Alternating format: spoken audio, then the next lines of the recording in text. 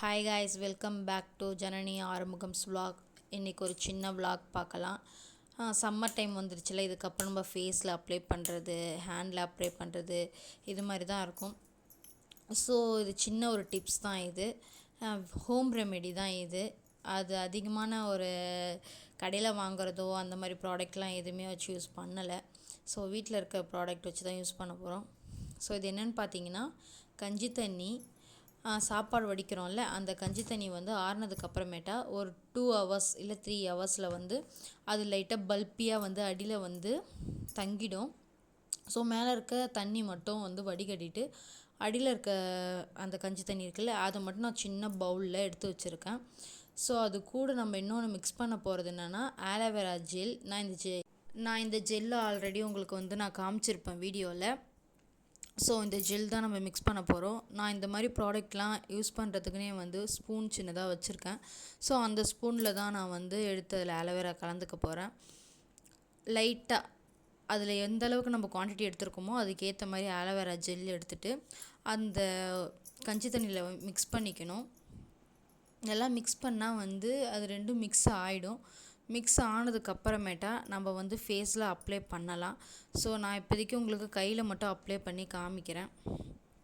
So அது mix பண்ணுறப்பே உங்களுக்கு தெரியும். ஆலோவேராவும் அதுவும் தனித்தனியாக இருக்கும். மிக்ஸ் ஆனதுக்கப்புறம் ரெண்டுமே ஒன்றா ஆகிடும். தெரியாது, ஆலோவேரா தனியாக இருக்கிறது தெரியாது.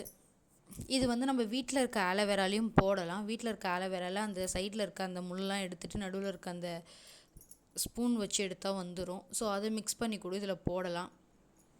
ஸோ இது வந்து ஹோம் ரெமெடி ரொம்ப நல்லாயிருக்கும். வெய்ய டைமில் நம்ம இது போடலாம்.